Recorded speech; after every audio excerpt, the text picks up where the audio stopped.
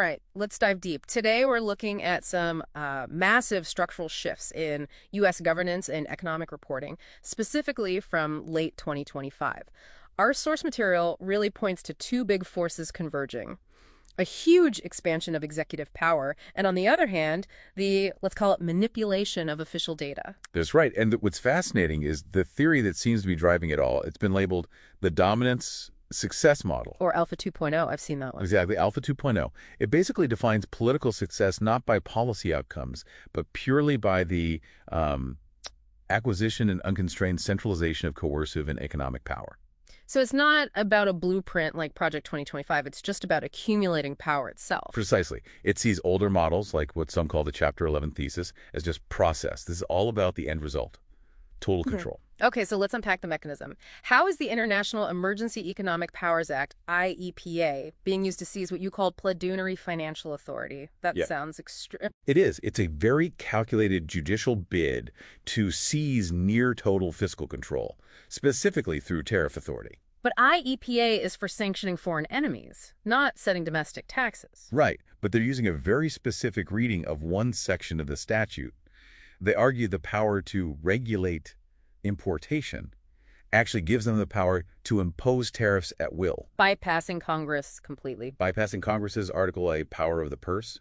They call it the bullseye explanation because it hits taxation authority right in the center. And the justification for this? A stack of national emergencies. They're linking trade deficits, border security under Proclamation 2886, and even narcotics trafficking altogether to justify it. The goal is simple. Transfer the power to tax from the legislature to the executive. So that's the legal pillar, but that doesn't work if the institutions are still there to check you.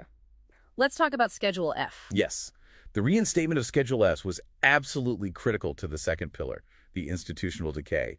This led to what's being called the Purge of October. The purge being what, exactly? The termination of approximately 162,000 federal employees, career officials, not political appointees. 162,000. I mean, just imagine the institutional expertise that walked out the door from agencies like the Bureau of Labor Statistics and the BEA. It was instant. Key analysts were gone overnight.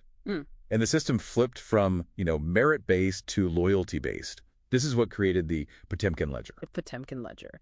So an illusion of economic growth. An illusion built on a spreadsheet, basically. Yeah. And we saw the proof in the data itself. The decoupling. The decoupling of GDP and GDI.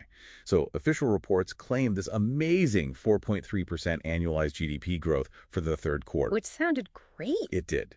But the GDI, gross domestic income, which many call the truth teller because it measures actual income, came in at only 2.4%. Wow, that's a 1.9% gap. That's not a rounding error. No, it's a historic warning siren. It's telling you that income isn't matching spending. The gap is being filled with statistical artifacts like hundreds of thousands of phantom jobs. And these risk metrics, they really paint a grim picture.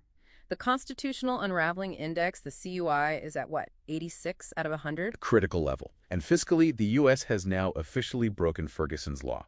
Okay, for our listeners, what is Ferguson's Law? It's a historical axiom. It basically says that when a nation's interest payments on its debt exceed its defense spending, its financial sovereignty is compromised. And we crossed that line. We did.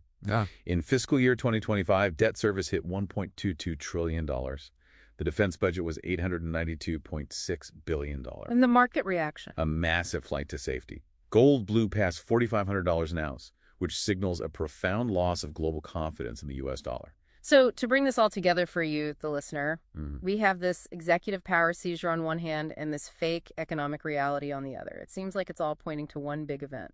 The mid-2026 correction. That's when analysts expect the official data will have to be revised down, crashing into that GDI reality. Which raises one last pretty chilling question. It does. Given the administration's entire model, when this silent depression becomes obvious, they won't retreat. The dominance model predicts they'll escalate. Escalate how? By using those same IEPA emergency powers to seize direct control of monetary policy from the Federal Reserve, citing the economic collapse as the ultimate national emergency.